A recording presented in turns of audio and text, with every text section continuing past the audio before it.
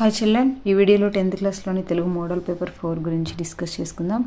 So అవగాహన ప్రతిస్పందన part ఏలో అవగాహన ప్రతిస్పందన వచ్చేసి రామాయణం నుంచి ఒక గద్యం.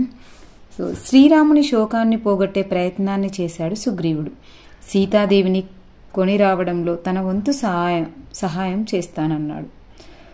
రావణుని సపరివారంగా హతమార్చేందుకు తన శక్తియుక్తులనన్నింటినీ వినియోగిస్తానన్నాడు.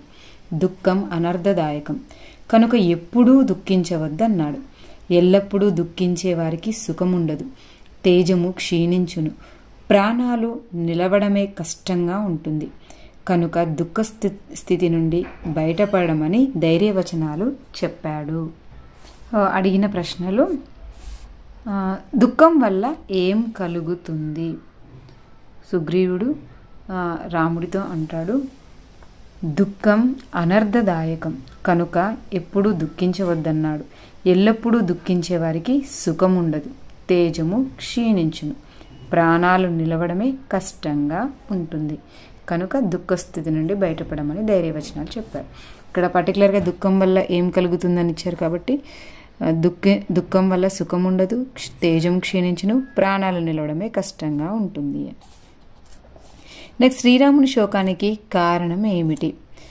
సో సీతాదేవి దూరం అవడం వల్ల శ్రీరాముడు బాధపడుతూ ఉన్నాడు.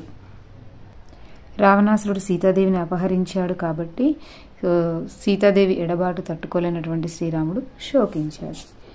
నెక్స్ట్, సుగ్రీవుడు తన శక్తిని దేని కొరకు వినియోగిస్తానన్నాడు? రావణుని సపరివారంగా హతమార్చేందుకు తన శక్తియుక్తులనన్నింటినీ వినియోగిస్తానన్నాడు సుగ్రీవుడు. శ్రీరాముని ఎవరు ఓదార్చారు?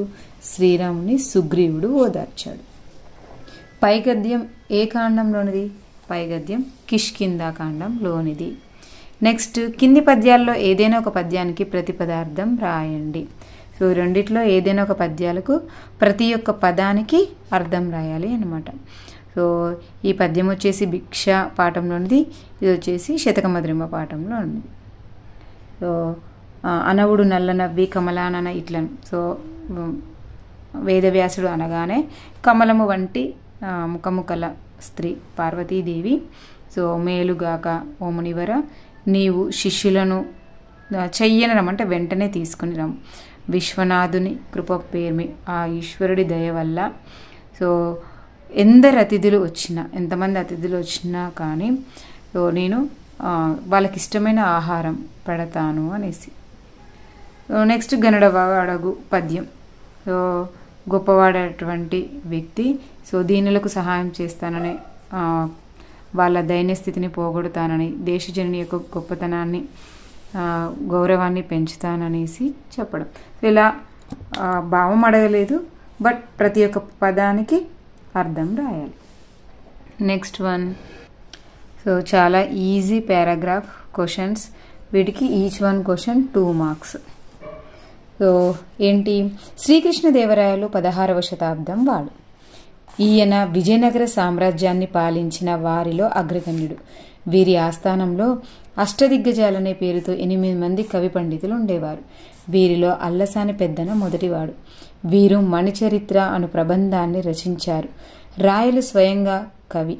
ఆయన అముక్తమాల్యద అను ప్రబంధాన్ని రచించాడు. దీనికి విష్ణు చిత్తీయం అను నామాంతరం కలదు. కింద క్వశ్చన్స్ ఇచ్చారమ్మా. శ్రీకృష్ణదేవరాయలు ఏ శతాబ్దంలోని వాడు? శ్రీకృష్ణదేవరాయలు 16వ శతాబ్దంలోని వాడు. రాయల ఆస్థానంలోనున్న 8 మంది కవులను ఏమంటారు? రాయల ఆస్థానంలో ఉన్నటువంటి 8 మంది కవులను అష్టదిగ్గజాలని పిలుస్తూ ఉంటారు. నెక్స్ట్, అల్లసాని పెద్దన రచన ఏది? సో మనుచరిత్ర. అల్లసాని పెద్దన మనుచరిత్ర అనే ప్రబంధాన్ని రచించారు. రాయలు రచించిన కావ్యం ఏది? సో శ్రీకృష్ణదేవరాయలు రచించినటువంటి కావ్యం అముక్తమాల్యద. అముక్తమాల్యద గల మరి యొక్క పేరేమి? సో అముక్తమాల్యద అనే ప్రబంధానికి గల మరొక పేరు విష్ణు చిత్తీయం. సో ఈ విధంగా ఆన్సర్స్ రాయాల్సి ఉంటుంది.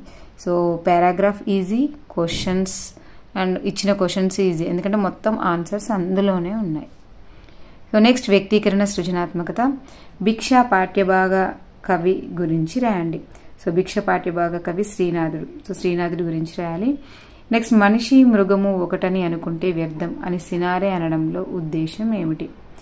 సో మనిషి మృగము ఒకటే అని అనుకోవడం అది వ్యర్థం కదా అనేసి సినారే ఏ విధమైన సందేశాన్ని ఇచ్చాడో రాయాల్సి ఉంటుంది.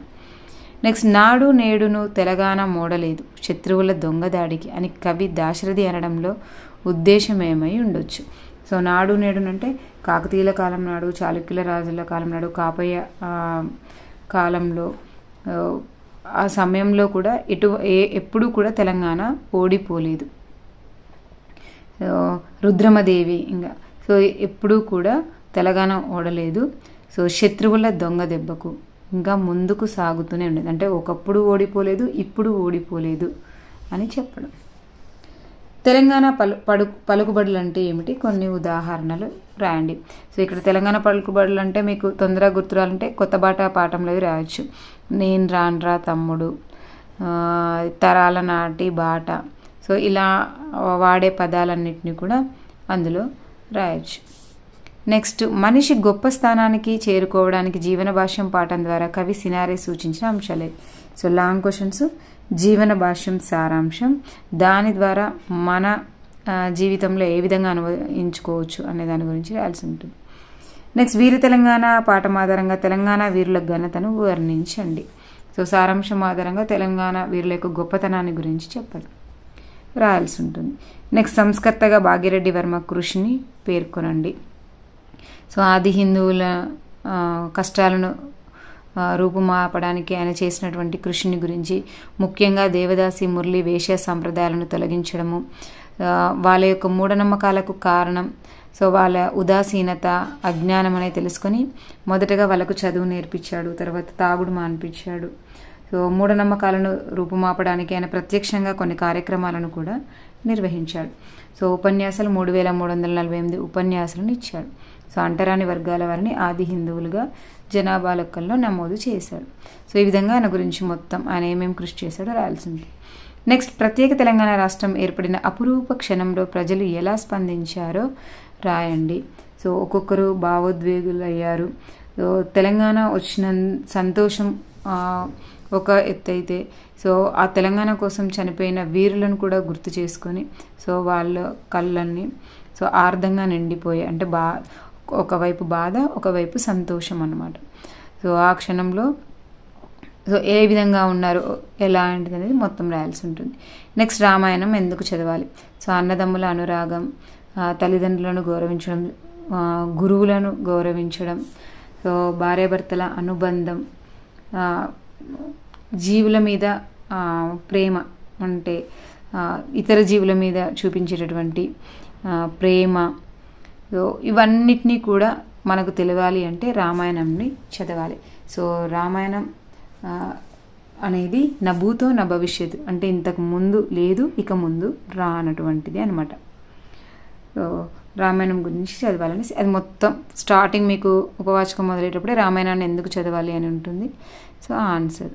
నెక్స్ట్ శ్రీరాముడు విశ్వామిత్రుని యజ్ఞాన్ని రక్షించిన విధానాన్ని వివరించండి. సో ఇప్పటి వరకు జరిగిన మోడల్ పేపర్లో ఇంతకుముందు కూడా ఈ క్వశ్చన్ వచ్చింది. విశ్వామిత్రని యాగ సంరక్షణ విధానాన్ని వివరించండి అని. సో మారీచుణ్ణి, సుబాహుణ్ణి, ఇతర రాక్షసులను ఎటువంటి బాణాలను ఉపయోగించి సంహరించాడు, సో ఎన్ని రోజులు యజ్ఞం ఆటంకం లేకుండా జరిగింది, ఏ రోజు మారీచు సుబాహులు వచ్చారు, అదంతా రాయాల్సి ఉంటుంది. నెక్స్ట్ సృజనాత్మకత, మాతృభాష గొప్పతనాన్ని తెలియజేస్తూ కరపత్రం రాయండి. సో కరపత్రం అంటే పాంప్లెంట్ అనమాట. సో కరపత్రం అంటే చేతిలో ఇమిడిపోయేటటువంటి పత్రాన్ని కరపత్రం అంటారు. సో ఆ మాతృభాష గొప్పతనాన్ని తెలుపుతూ రాయాలి. సో తెలుగులోనే మాట్లాడాలి, తెలుగులోనే రాయాలి.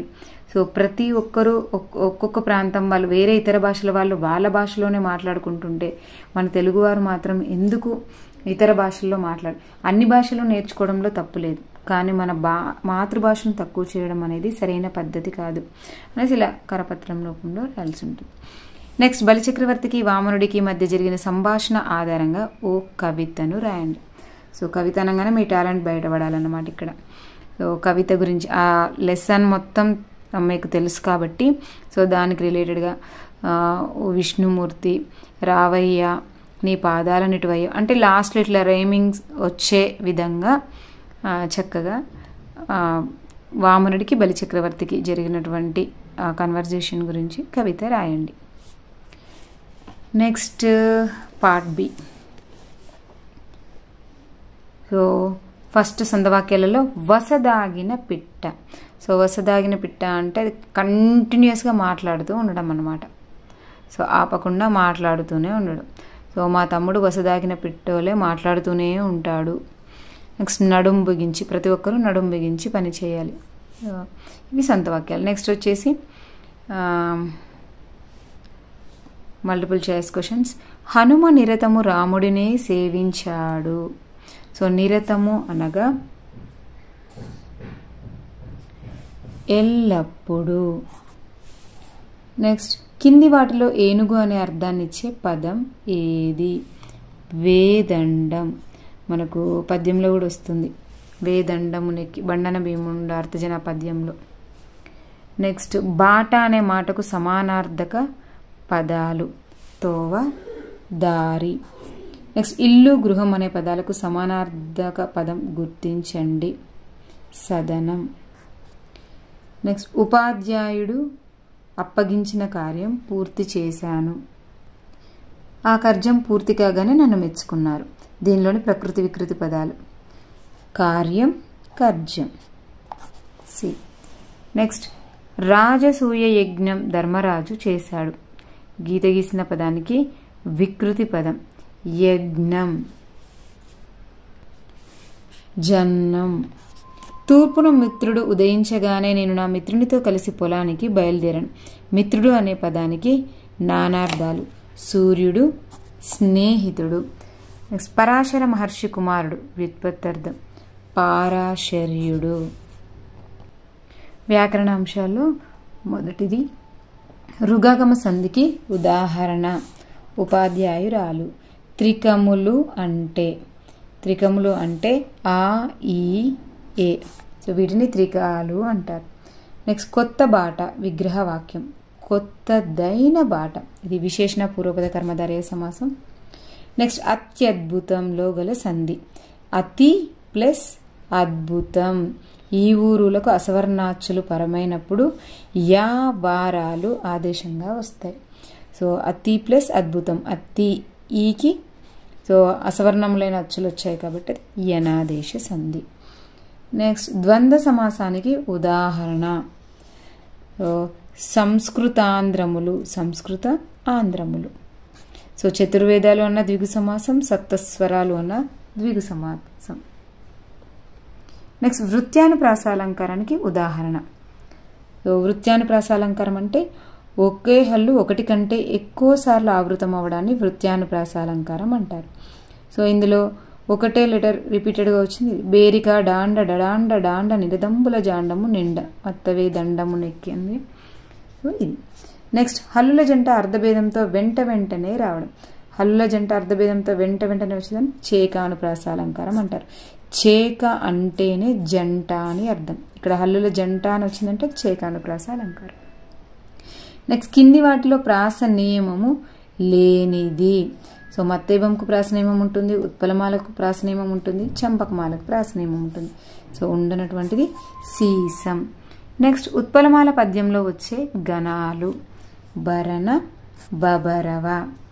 సో సబరణమయవ వచ్చేసి మత్తేబం, మసజస తదగా వచ్చేసి శార్దూలం, నజభజ జజర వచ్చేసి చంపకమాల.